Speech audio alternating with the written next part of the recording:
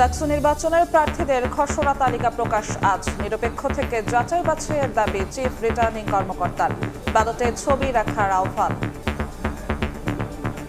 নাম, ব্যালট নাম্বারের পাশাপাশি যারা ক্যান্ডিডেট হবেন তাদের হালনাগাদকৃত স্পষ্ট ছবি যুক্ত করা হয়। আমরা সম্পূর্ণ নিউট্রাল পজিশন থেকে সার্ভিসটা দেওয়ার চেষ্টা করতেছি। আমরা কোনো দল, পক্ষ, কোনো গ্রুপ সেটা আমরা এখানে বসে কোনোভাবেই রিকগনাইজ করি নাই।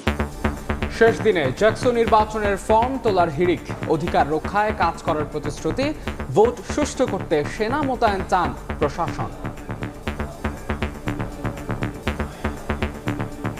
সবাই মনোনয়ন নিচ্ছে, নিজেরা স্বতন্ত্রভাবে অংশগ্রহণ করছে। ইলেকশন ক্যাম্পেইন করতেছে, নিজে না দাঁড়াইলো। ঝুঁকিমুক্ত একটি নির্বাচন করার জন্য আমরা বাংলাদেশ সেনাবাহিনী, দেশপ্রেমিক সেনাবাহিনীর সহযোগিতা বিশ্ববিদ্যালয় কর্তৃপক্ষ অনুরোধ করেছে। দেখছিলেন প্রধান শিরোনাম। দুপুরের সময় সঙ্গে আছি আমি জিন্নাতারা যশোয়া এবং আমি মাহাদ ইসলাম ধ্রুব। এবার অন্যান্য শীর্ষ সংবাদ। ফেব্রুয়ারিতে নির্বাচন আয়োজন নিয়ে বামপন্থী দলগুলোর সংশয়। পিছিয়ে নেই ভোটের প্রস্তুতিও। জোট করলে বিএনপির সঙ্গে আসন ভাগাভাগি নিয়ে আলোচনার ইঙ্গিত। এবং গাজা সিটি দখলে অভিযান শুরু ইসরায়েলের ৭,০০০ সেনা মোতায়েনের ঘোষণা। বিশ্ব সম্প্রদায়ের তীব্র নিন্দা।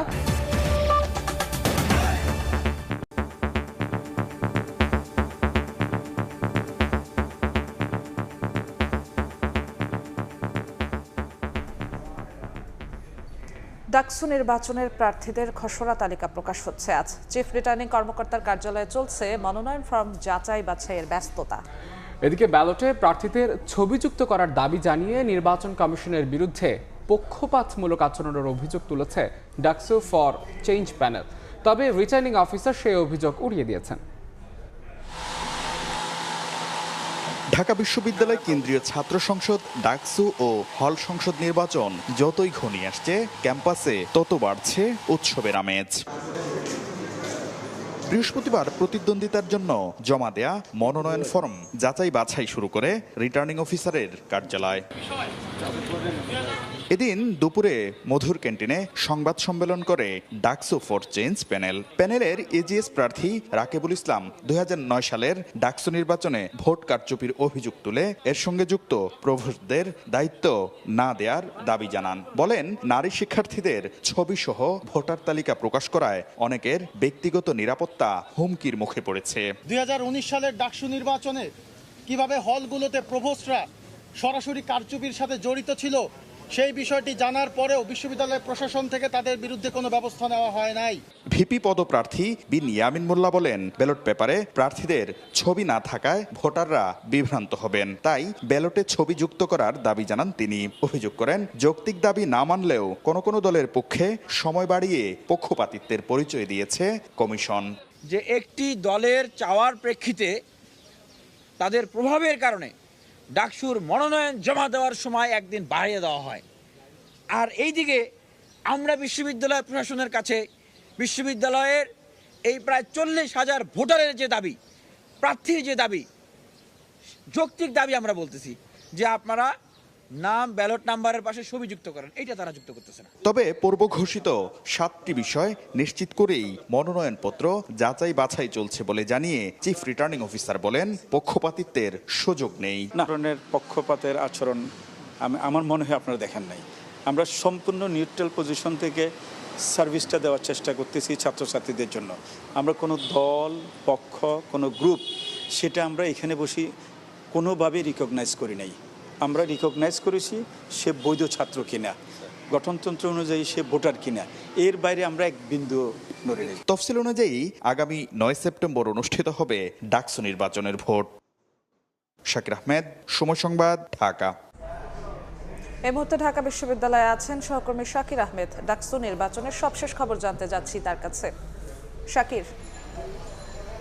ঢাকা বিশ্ববিদ্যালয়ে কেন্দ্রীয় ছাত্র সংসদ, ডাকসু হল সংসদ নির্বাচনের সময় যতই ঘনিয়ে আসছে, শিক্ষার্থীদের মধ্যে কিন্তু সেই নির্বাচনকে কেন্দ্র করে যে আগ্রহ সেটি কিন্তু আমরা দেখতে পেয়েছি যে বাড়ছে।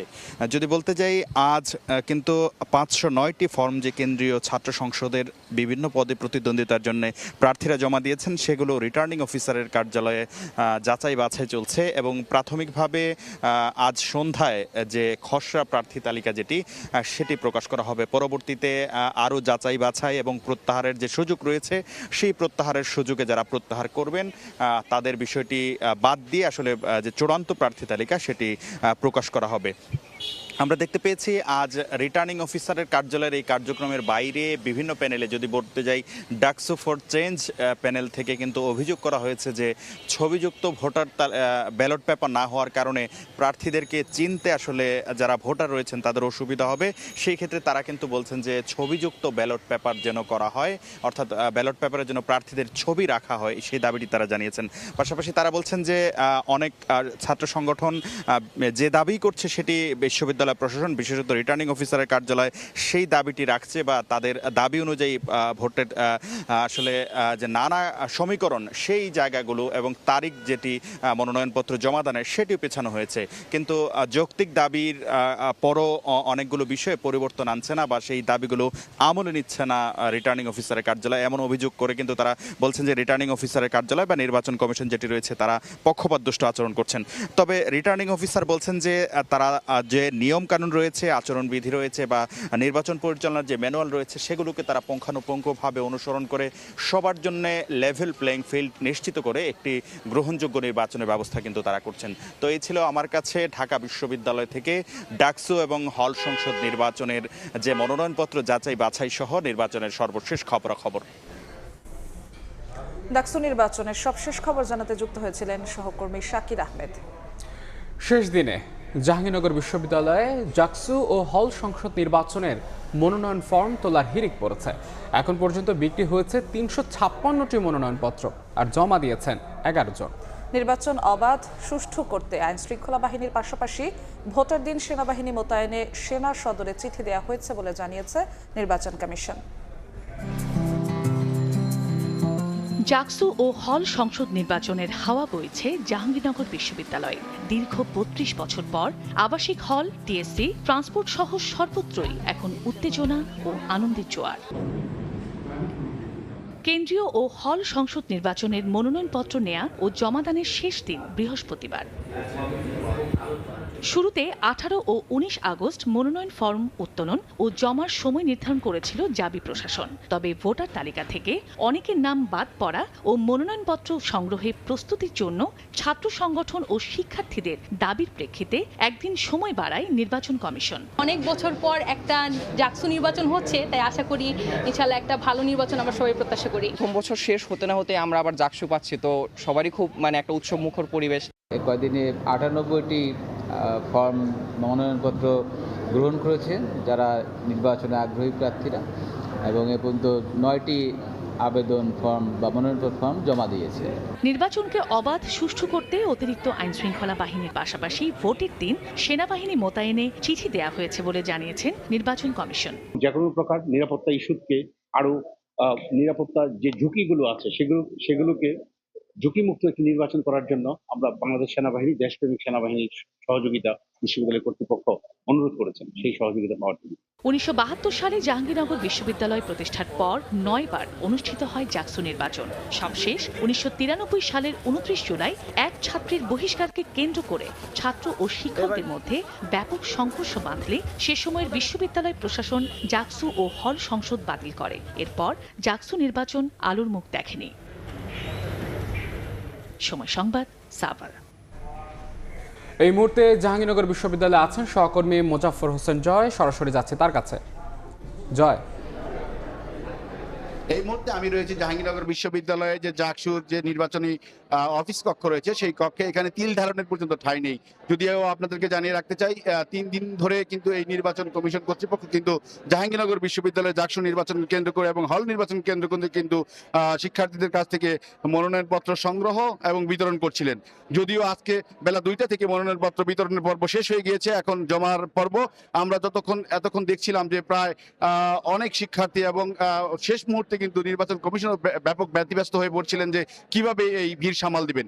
বর্তমানে যতটুকু জানতে পেরেছি যে আজকে দিনের মতো সর্বোচ্চ মনোনয়নপত্র সংগ্রহ করেছে শিক্ষার্থীরা, প্রায় 2 শতাধিকের উপরে মনোনয়নপত্র সংগ্রহ করেছে, যার ফলে হল এবং বিশ্ববিদ্যালয়ের যে কেন্দ্রীয় ছাত্র সংসদ নির্বাচনের মনোনয়নপত্র বিতরণ করা হয়েছে সেখানে প্রায় 5 শতাধিকের কাছাকাছি মনোনয়নপত্র বিক্রি হয়েছে বলে আমরা এই মুহূর্তে জানতে পেরেছি। মূলত জাহাঙ্গীরনগর বিশ্ববিদ্যালয়ে 11 সেপ্টেম্বর নির্বাচন অনুষ্ঠিত হবে। সেই নির্বাচনকে কেন্দ্র করে কিন্তু আমরা দেখছি যে শিক্ষার্থীদের মধ্যে কিন্তু ব্যাপক উৎসাহ এবং উদ্দীপনা প্রকাশ করছেন তারা। একই সাথে কিন্তু নির্বাচন কমিশন কিন্তু নির্বাচনকে সুষ্ঠু এবং অবাধ নিরপেক্ষ করতে কিন্তু সকল ধরনের ব্যবস্থা গ্রহণ করেছেন বলে আমাদেরকে জানিয়েছেন।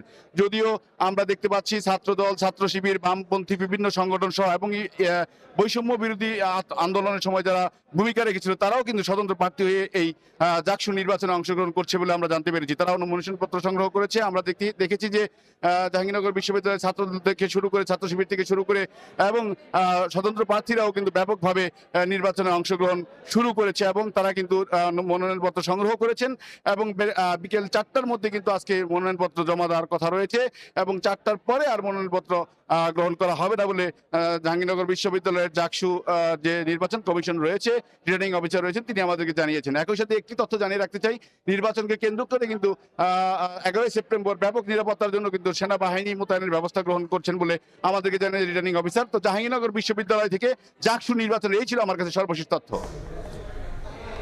জাকসু নির্বাচনের সবশেষ খবর জানাচ্ছিলেন সহকর্মী মোজাফফর হোসেন জয়। ঢাকা কলেজ ও সিটি কলেজ শিক্ষার্থীদের সংঘর্ষে রাজধানীর সায়েন্স ল্যাবে থমথমে পরিস্থিতি বিরাজ করছে। সেখানে আছেন সহকর্মী দিন মোহাম্মদ সাব্বির, সরাসরি যাচ্ছি তার কাছে। সাব্বির, একটি কোচিং সেন্টারে ঘটে যাওয়া তুচ্ছ ঘটনাকে কেন্দ্র করে রাজধানীর ঢাকা কলেজ এবং সিটি কলেজের শিক্ষার্থীদের মধ্যে আজ বেলা 11টার পর থেকেই দফায় দফায় সংঘর্ষের ঘটনা ঘটে এবং তারপরই রাজধানীর সায়েন্স ল্যাব মোড় এলাকা পুরো বিপর্যস্ত হয়ে যায় এবং কয়েক দফায় 2 কলেজের শিক্ষার্থীরা মুখোমুখি অবস্থান নেয় এবং বেশ কিছু ইটপাটকেল নিক্ষেপ করা হয় বলে আমরা আসলে দেখতে পেরেছি এবং তৎক্ষণাৎ আইন শৃঙ্খলা রক্ষা বাহিনীর যারা সদস্য রয়েছেন তারা সায়েন্স ল্যাব মোড় এলাকার মাঝে অবস্থান নিয়ে দুই কলেজের যে শিক্ষার্থীরা রয়েছেন সেই শিক্ষার্থীদেরকে বারবার স্ব কলেজে ফিরিয়ে দেওয়ার চেষ্টা করেও কিন্তু সেই চেষ্টা ব্যর্থ হয়ে কিছুক্ষণ পরপরই উভয় কলেজের শিক্ষার্থীরাই মূল সড়কে চলে আসে এবং সংঘর্ষময় পরিস্থিতির সৃষ্টি করে আমরা এমনটাই দেখেছি এবং আমরা লক্ষ্য করেছি যে যেমনটি শুনেছি শিক্ষার্থীদের কাছ থেকে, তারা যেমনটি বলেছেন যে সেই কোচিং সেন্টারে 2 কলেজের 2 শিক্ষার্থীর মধ্যবর্তী যে সৃষ্ট সংঘর্ষ, সেই সংঘর্ষ পরবর্তীতে আজ বেলা 11টার দিকে এটি আসলে পুরো 2 কলেজের সমগ্র শিক্ষার্থীদের মধ্যেই ছড়িয়ে পড়ে এবং আজকে যখন এই সংঘর্ষের সূত্রপাত হয় ঠিক সেই সময়ে ঢাকা কলেজের শিক্ষার্থীরা যখন সিটি কলেজের সামনে দিয়ে যাচ্ছিলেন ঠিক সেই মুহূর্তে সিটি কলেজের একটি বাস ভাঙচুর করা হয়েছে বলে আমরা জানতে পেরেছি এবং এই ঘটনায় এখন পর্যন্ত বেশ কয়েকজন আহত হয়েছে এমনটি আমাদেরকে জানিয়েছে ঢাকা মহানগর পুলিশ। তো এই ছিল আমার কাছে ঢাকা কলেজ এবং সিটি কলেজের শিক্ষার্থীদের মধ্যে সংঘর্ষের সর্বশেষ খবর। রাজধানীর সায়েন্স ল্যাব এলাকা থেকে যুক্ত হয়েছিলেন সহকর্মী দিন মোহাম্মদ সাব্বির। সময় ঘোষণা হলেও ফেব্রুয়ারিতে নির্বাচন আয়োজন নিয়ে সংশয় বামপন্থী দলগুলো। যদিও ভোটের প্রস্তুতিতে পিছিয়ে নেই তারা, বিএনপির সঙ্গে জোটবদ্ধ হয়ে নির্বাচনে গেলে আসন ভাগাভাগি নিয়ে আলোচনার ইঙ্গিত নেতাদের। তবে নির্বাচনকে কেন্দ্র করে বামপন্থী দলগুলো এখনই আলাদা জোট করছে না। মাঠের পরিস্থিতি দেখে পরবর্তী সিদ্ধান্ত নেবেন বাম নেতারা। সামির রুপলের রিপোর্ট। কবে হবে নির্বাচন, এই প্রশ্নের উত্তরের খোঁজে নানা জল্পনা কল্পনা জনমনে। নগর থেকে গ্রাম, রাজনীতির মাঠ থেকে প্রান্তিক চায়ের দোকান, সব জল্পনা কল্পনার অবসান ঘটেছে অভ্যুত্থানের 1 বছর পূর্তিতে প্রধান উপদেষ্টা ডক্টর মোহাম্মদ ইউনূসের ঘোষণায়। ফেব্রুয়ারিতেই ত্রয়োদশ নির্বাচনের প্রস্তুতি নিচ্ছে সরকার। 2026 সালের ফেব্রুয়ারি মাসে জাতীয় নির্বাচন অনুষ্ঠানের আয়োজন করেন। দিন তারিখ ঘোষণা না হলেও স্থবিরতা কাটিয়ে যাত্রা শুরু করেছে নির্বাচনী ট্রেন। ঘোষণার পর থেকে ফেব্রুয়ারিতে নির্বাচন ও নির্বাচন পদ্ধতি নিয়ে মতের বিভাজন দেখা যায় রাজনৈতিক দলের মধ্যে।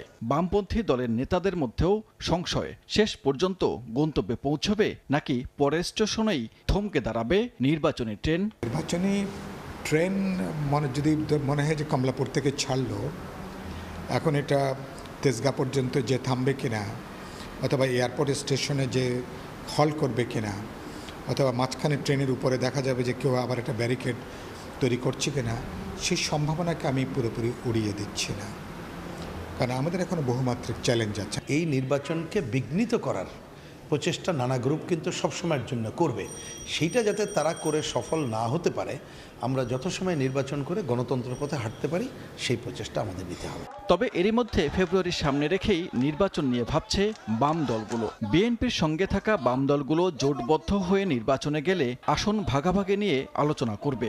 একক দলগুলো নিজেদের মধ্যে আসন ও প্রার্থী নিয়ে হিসেব কষছে। তবে নির্বাচন কেন্দ্র করে বামপন্থী দলগুলো এখনই আলাদা কোনো জোট করছে না। গণতন্ত্র মঞ্চগতভাবে আমরা আবার একটু আলোচনা করব, মঞ্চগতভাবে নির্বাচনের ব্যাপারে কোনো বোঝাপড়া তৈরি করতে পারি কিনা। এরপরে বিএনপির সাথে যাদের সাথে আমরা যুগপথে ছিলাম তাদের সাথে আমাদের কোনো নির্বাচনী বোঝাপড়ার সমঝোতা হবে কিনা, এটা তো একটা গুরুত্বপূর্ণ আলোচনা, সে আলোচনাগুলো এখনও হয়নি। আমরা নির্বাচনে আমাদের পার্টি প্রস্তুতি নিচ্ছি, আমাদের যে জোট তাদেরকে নিয়ে প্রস্তুতি নিচ্ছি, এবং এর বাইরেও যে বিভিন্ন বাম প্রগতিশীল আরও দল আছে যারা মুক্তিযুদ্ধকে ওন করে, 90-কে ওন করে, 24-কে ওন করে, এই ধরনের শক্তিকে আমরা সমাবেশ ঘটানোর চেষ্টা করছি। 2-1 মাস পরেই মাঠের পরিস্থিতি দেখে নির্বাচন নিয়ে অনেক কিছুই খোলাসা হয়ে যাবে বলে মনে করেন বাম দলের নেতারা। সানবীর রূপল, সময় সংবাদ, ঢাকা। ব্যক্তিগত লোভে তথাকথিত কবি, সাহিত্যিক, শিল্পীরা ফ্যাসিবাদের পক্ষে অবস্থান নিয়েছিলেন বলে মন্তব্য করেছেন বিএনপির সিনিয়র যুগ্ম মহাসচিব রুহুল কবির রিজভী। দুপুরে রাজধানীর তেজগাঁওয়ে প্রামাণ্য চলচ্চিত্র 36 জুলাইয়ের প্রিমিয়াম অনুষ্ঠানে এসব কথা বলেন তিনি। রিজভী বলেন, রানওয়ের পাশে ফ্ল্যাট দেয়া হয়েছিল শিল্প সংস্কৃতি জগতের সেলিব্রিটিদের, যার বিনিময়ে তারা শোক জানিয়েছেন 15 আগস্টে। জুলাই বিপ্লবের মহাকাব্যিক ঘটনায় অংশ নেয়া সবাই ঐতিহাসিক চরিত্র উল্লেখ করে বলেন, সব দ্রোহের সমষ্টিগত বহিঃপ্রকাশ জুলাই আন্দোলন। তথাকথিত কবি, সাহিত্যিক, শিল্পী, অভিনয় শিল্পী, তারপরে আমরা সাংস্কৃতিক ব্যক্তিত্ব বা সংস্কৃতির চর্চার সাথে, শিল্পের চর্চার সাথে যারা থাকে, এরা বোধহয় তাদের ওই অনুভূতির জায়গাটা বিসর্জন দিয়েছে। এদের অনেককেই রানওয়ের পাশে, যেটা একেবারেই বেআইনি, সেখানে তাদেরকে প্লট দেওয়া হয়েছে। অর্থাৎ বস্তুগত স্বার্থের লোভে এরা নগ্নভাবে ফ্যাসিবাদের উপাসনা করেছেন, ফ্যাসিবাদের পক্ষে তারা থেকেছেন। আজ 21শে আগস্ট 2004 সালের এই দিনে আওয়ামী লীগের সমাবেশে ভয়াবহ গ্রেনেড হামলায় আইভি রহমান সহ 24 আওয়ামী লীগ নেতাকর্মী নিহত হন। অল্পের জন্য বেঁচে যান দলের সভাপতি ও তৎকালীন বিরোধী দলীয় নেত্রী শেখ হাসিনা। গত ডিসেম্বরে নিম্ন আদালতের রায়ে ডেথ রেফারেন্স ও আপিলের শুনানি শেষে সব আসামিদের খালাসের রায় দেন হাইকোর্ট। খালাসের বিরুদ্ধে রাষ্ট্রপক্ষের করা লিভ টু আপিলের রায় 4 সেপ্টেম্বর ঘোষণা করবেন আপিল বিভাগ। একজন বিচারক নিম্ন আদালতে যে ফাইন্ডিং দিয়েছেন, মনে হচ্ছে তিনি একটা রাজনৈতিক বক্তব্য দিচ্ছেন রায় লেখার ক্ষেত্রে। এইটা আমরা আদালতের নজরে এনেছি। জনাব বাবর সাহেব যে কথাটা আমাকে প্রায়ই বলেন, তিনি বলেন যে তাকে এই মামলার আসামি করা হয়েছে কারণ তাকে বারবার বলা হয়েছে ম্যাডাম খালেদা জিয়ার বিরুদ্ধে বলার জন্য। তিনি এটা বলতে রাজি হন নাই। শেখ হাসিনা তার রাজনৈতিক উদ্দেশ্য এবং প্রতিহিংসার হিসাবে জনাব তারেক রহমান সাহেবকে এই মামলায় অন্তর্ভুক্ত করলেন। মহামান্য হাইকোর্ট বিভাগ তাকে খালাস দিয়েছেন। আমরা প্রত্যাশা করছি ন্যায় বিচার পাবো এবং মহামান্য অ্যাপিলেট ডিভিশন জনাব তারেক রহমান সাহেব সহ অন্যান্য আসামিদেরকে খালাস দিবেন। বিএনপির মহাসমাবেশে ককটেল বিস্ফোরণের মামলায় মির্জা ফখরুল সহ 65 জনকে অব্যাহতির আদেশ দিয়েছেন আদালত। 2023 সালের 28 অক্টোবর রাজধানীর পল্টনে বিএনপির মহাসমাবেশে ককটেল বিস্ফোরণের মামলায় চূড়ান্ত প্রতিবেদন জমা দেন তদন্ত কর্মকর্তা। সকালে ঢাকা মহানগর দায়রা জজ আদালতে প্রতিবেদনটি দাখিল করা হয়। মির্জা ফখরুল ইসলাম আলমগীর, আমির খসরু মাহমুদ চৌধুরী, মির্জা আব্বাস, গয়েশ্বর চন্দ্র রায় সহ 66 জনের বিরুদ্ধে অভিযোগের কোনো প্রমাণ না মেলার কথা বলা হয়েছে প্রতিবেদনে। আসামি পক্ষের আইনজীবীরা বলেন, জাতীয় নির্বাচনে বিএনপির অংশগ্রহণ প্রতিহত করতে দলের সিনিয়র নেতাদের হয়রানির উদ্দেশ্যে মামলাটি করে তৎকালীন সরকার।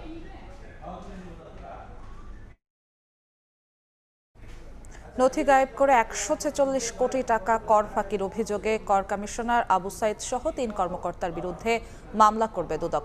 বৃহস্পতিবার সংস্থাটি এই মামলার অনুমোদন দেয়। দুদক জানায় 2020-21 ও 2021-22 করবর্ষে ধামসুর ইকোনমিক জোন লিমিটেড প্রতিষ্ঠানটির বিপরীতে কর দাবির পরিমাণ ছিল 146,57 লাখ টাকা।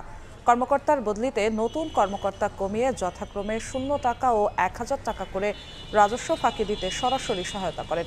শুধু তাই নয়, মূল কর নির্ধারণী আদেশের নথিও গায়েব করে দেওয়া হয়, যা দুদকের অভিযানে খুঁজে পাওয়া যায়নি।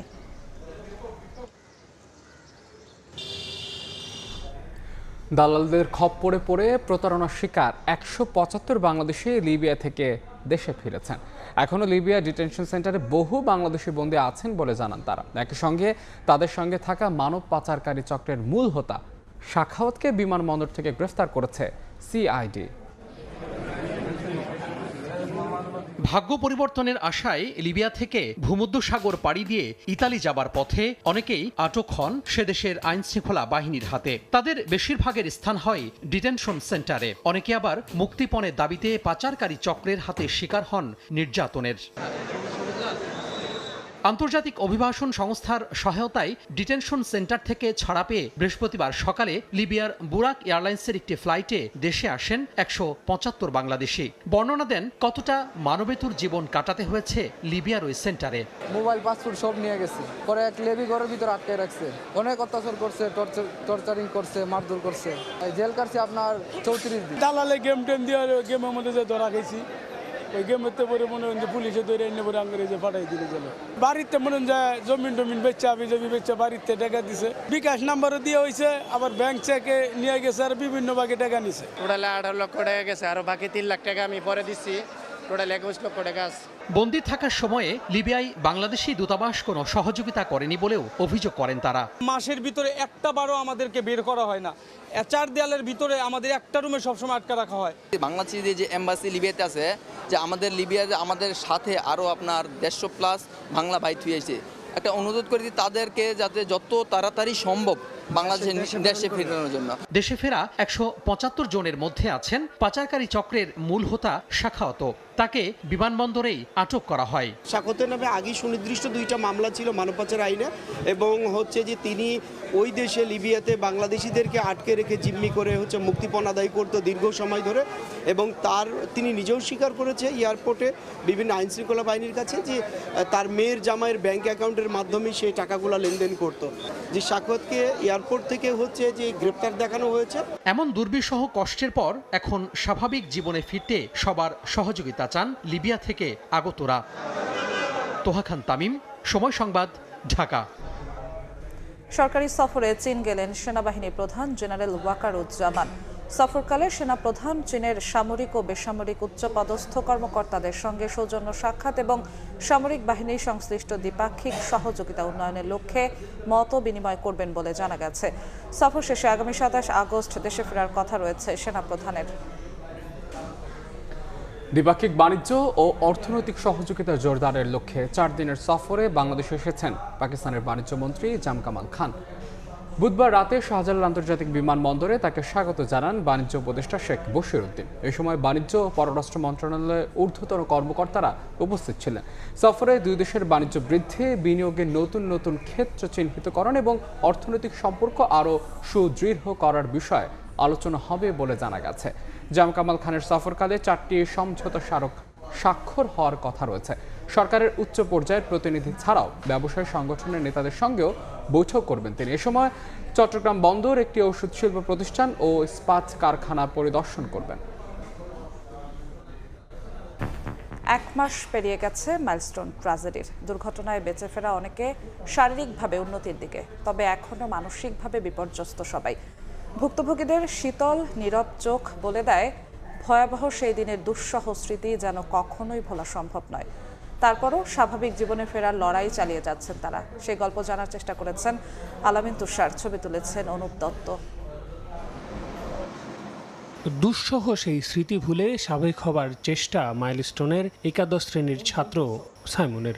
অন্যের বিপদে ঝাঁপিয়ে পড়াই তার নেশা। তাই তো 21 জুলাই যখন যুদ্ধ বিমানটি বিধ্বস্ত হলো তখনও সেটাই করেছে সাইমন। কিন্তু শত চেষ্টার পরও এমন ভয়াবহ দুর্ঘটনা কি আর কাউকে ছাড় দেয়? সেই কারণে নিজে শারীরিকভাবে আহত না হলেও মানসিক যন্ত্রণার কারণে তাকে হাসপাতালে কাটাতে হয়েছে দীর্ঘ সময়। আর্মিরা ছিল, ওদের দেখে দেখে আমি ভিতরে গেছি, বাচ্চাদের উদ্ধার করছে।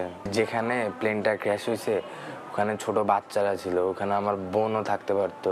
ওই ভয়টা আমার মনের ভিতরে আর কি চলে আসছিল আর কি। নিজের সন্তানের মানসিক অবস্থা নিয়ে দুশ্চিন্তায় পিতা বেলাল। সেদিনের দুর্ঘটনা বারবার তাকেও যেন মনে করিয়ে দেয় তার হারানো বড় সন্তানের কথা। আমার একটা ছেলে মারা গেছে। পরিবারের কাছে ঢাল হয়ে থাকা এই বাবার লুকোনো চোখের পানি বলে দেয় একটি দুর্ঘটনা কতটা মানসিকভাবে বিপর্যস্ত করে দিয়েছে পুরো পরিবারটিকে। বাঁচাও, আমার বুক ব্যথা, যন্ত্রণা, এই আমার শ্বাস বন্ধ হয়ে গেছে, আমি শেষ হয়ে যাচ্ছি। আর যখন তার টমাটা উঠতো সে পুরো বাঁকা হয়ে যেত, হাত পা কিছু লড়াইতে পারতো না। প্রায় একই রকম অবস্থা সেদিনের সেই ঘটনা থেকে বেঁচে ফেরা কিংবা অবলোকন করা অনেকেরই। কেউ কেউ যেমন নিজের সন্তানকে ক্লাসে ফেরাতে বেগ পাচ্ছেন, তেমনি হারানো সন্তানের জীবন যে অমূল্য সেই পরম সত্যটাও মনে করিয়ে দিলেন অনেকেই। কি বলবো আসলে বলার মতো না, যাদের গেছে সেটা তো অকল্পনীয়। নিজের সামনে জুনিয়রদেরকে পুরার যে কষ্টটা ওটা আসলে বলায় ভাষায় প্রকাশ করার না। এখন যখন স্কুলে যাওয়ার কথা বলতেছে যে না আমার অনেক বন্ধুরা মারা গেছে, আমি যাব না, যদি আবার প্লেন পর আমি কিভাবে বাইচা ফিরবো। ওখানে উপস্থিত ছিল ওই সব বাচ্চাগুলো অনেক ভয় পেয়ে আছে। একই অবস্থা মাইলস্টোনের কর্মকর্তা কর্মচারীদেরও। কিন্তু জীবন তো আর থেমে থাকে না, তাই দ্রুত সবকিছু স্বাভাবিক করতে নানান ধরনের কাউন্সেলিং সেশনের ব্যবস্থা করেছে প্রতিষ্ঠান। ট্রমাতে তো আমরা নিজেরাও আছি, সো এই ট্রমা তো কাটিয়ে উঠতে হবে। বাচ্চাদের জন্য সাইকিয়াট্রিস্ট আমরা কাউন্সেলিং অফিস খুলেছি। যে সমস্ত প্যারেন্টস এখনও ট্রমাতে সাফার করতেছে তাদেরকে কাউন্সেলিং করা হচ্ছে। এর সঙ্গে পুরোপুরি একমত জাতীয় মানসিক স্বাস্থ্য ইনস্টিটিউটের এই সহকারী অধ্যাপক। বললেন, দ্রুত স্বাভাবিক জীবনে ফেরা গেলেই ভয়াবহ সেই স্মৃতি থেকে দূরে থাকা সহজ হবে। যাদের ধরুন আগে থেকে স্ট্রেস আছে বা মানসিক রোগের কিছু লক্ষণ ছিল, তাদের কিন্তু দীর্ঘমেয়াদী একটা প্রতিক্রিয়া থাকবে এবং এই রোগটা কন্টিনিউ হতে পারে। যতই তারা এখন কাজকর্মবিহীন থাকবে তাদের মধ্যে হতাশাটা আরো বেড়ে যাবে। মাইলস্টোন ট্র্যাজেডিতে যারা সন্তান হারিয়েছেন সেই ক্ষতি আর কখনোই পূরণ হবে না, কিন্তু এমন দুর্ঘটনা যাতে আর কখনোই না ঘটে সে বিষয়ে সজাগ থাকতে হবে দায়িত্বশীলদের। আল আমিন তুষার, সময় সংবাদ, ঢাকা। দেশের ৯৮% শিশুর রক্তে মিলেছে সীসার উপস্থিতি। এই শিশুদের বেশিরভাগের বসবাস রাজধানী ঢাকায়। সম্প্রতি আইসিডিডিআরবির এক গবেষণায় উঠে এসেছে এই তথ্য। শিশু স্বাস্থ্যের এমন ভয়ানক বিপর্যয় ঠেকাতে সীসা নির্ভর শিল্প কারখানা জনবহুল এলাকা থেকে সরিয়ে নেয়ার পরামর্শ গবেষকদের। মাইমুনা হায়দার চৌধুরীর রিপোর্ট।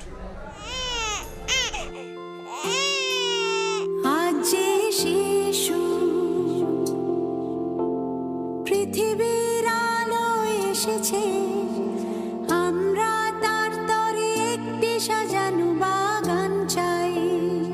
নবজাতক জানে না তার জন্য পৃথিবীতে নেই শতভাগ বিশুদ্ধ বাতাস। তার উপর শিশুর জন্ম যদি হয় বাংলাদেশের রাজধানী ঢাকায়, তবে সেই শিশুর অভিভাবকের জন্য ভয়াবহ তথ্য হলো ঢাকায় বিষাক্ত বাতাসের মাত্রা অনেক বেশি। বিশ্বজুড়ে সীসা দূষণে আক্রান্ত দেশের তালিকায় বাংলাদেশের অবস্থান চতুর্থ। ঢাকায় বিষাক্ত ভারী ধাতু সীসার অস্তিত্ব পাওয়া যাচ্ছে মাত্রাতিরিক্ত পরিমাণে। সম্প্রতি আইসিডিডিআরবি ৫০০ শিশুর উপর ২ বছর ধরে গবেষণা চালায়। এদের মধ্যে ৯৮% শিশুর রক্তে মাত্রাতিরিক্ত সীসার উপস্থিতি পায় সংস্থাটি। যদিও রক্তে সীসার কোনো নিরাপদ মাত্রা নেই, তবে শিশুদের প্রতি লিটার রক্তে ৩৫ মাইক্রোগ্রামের বেশি সীসার উপস্থিতি উদ্বেগজনক বলে মনে করে যুক্তরাষ্ট্রের Centers for Disease Control and Prevention CDC. ICDDRB বলছে, গবেষণার আওতায় নেওয়া ওই ৫০০ শিশুর মধ্যে ৫০% শিশুর রক্তে এই বিষাক্ত ধাতুর পরিমাণ প্রতি লিটারে অন্তত ৬৭ মাইক্রোগ্রাম, যা ক্রমেই শিশুর মস্তিষ্কের বিকাশকে মারাত্মকভাবে ব্যাহত করছে। আমরা দেখতে পাই যে এই বাচ্চাদের প্রত্যেকের শরীরেই আসলে অনেক বেশি সীসা আছে এবং 98% শিশুর মধ্যেই আমরা মাত্রাতিরিক্ত সীসা পাই। ছোট কারখানাগুলো অনেক সময় দেখা যায় একটা রুমের ভেতরে কাজ হচ্ছে। এরকম জায়গাগুলোর আশেপাশে আসলে মাটিতে প্রচুর পরিমাণে সীসা আছে। উত্তরের চেয়ে ঢাকার দক্ষিণে বাচ্চাদের মধ্যে সীসাটা আসলে অনেক বেশি পাওয়া গেছে। এই গবেষণায় আরও দেখা গেছে সীসা নির্ভর শিল্প স্থাপনার 1 কিলোমিটারের মধ্যে যেসব শিশুর বসবাস তার চেয়ে 5 কিলোমিটারের বেশি দূরত্বে বসবাসকারী শিশুরা তুলনামূলক কম ঝুঁকিতে থাকে। তাই এই বিপদ থেকে বাঁচতে সীসা নির্ভর শিল্প স্থাপনা কারখানাসমূহ লোকালয় থেকে সরিয়ে নেওয়ার পরামর্শ গবেষকদের। ট্রানজিশন টু নিউ টেকনোলজি আমরা বলছি, যেমন হচ্ছে যে আমরা এখন লিথিয়াম আয়ন ব্যাটারির কথা বলছি, আবার নিকেল জিঙ্ক ব্যাটারির কথাও শোনা যাচ্ছে। তো আমরা যদি এই সীসার ক্ষতিকর থেকে পরিত্রাণ পেতে চাই, আমাদের নিউ টেকনোলজিতে যেতে হবে, সেটাকে অ্যাডাপ্ট করতে হবে। সীসার মতো অদৃশ্য নীরব ঘাতক সকল বয়সী মানুষের জন্যই ক্ষতিকর হলেও শিশুর জন্মের পরবর্তী 1000 দিনের মধ্যে এর অস্তিত্ব বেশি ঝুঁকিপূর্ণ, যে কারণে অদূর ভবিষ্যতে বহুবিধ সমস্যা নিয়ে বেড়ে উঠতে পারে শিশুরা।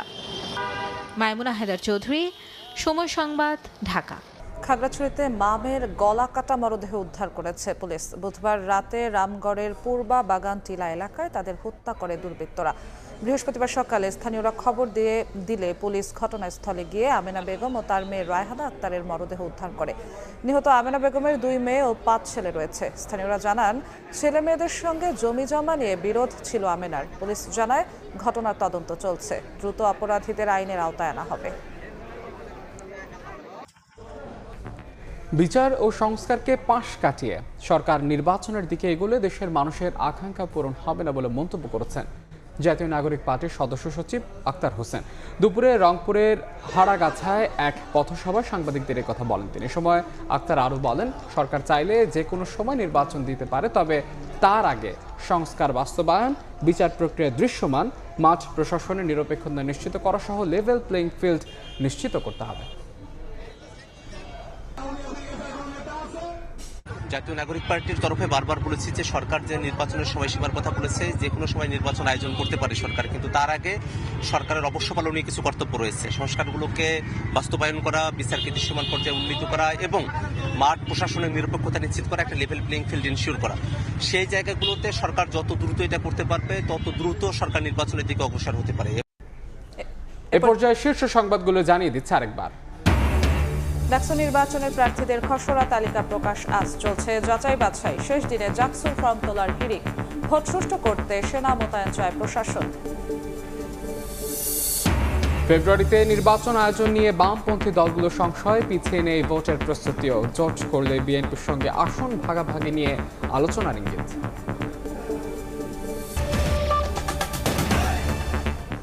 এই ছিল দুপুরের সময়। সঙ্গেই থাকুন সময়ের।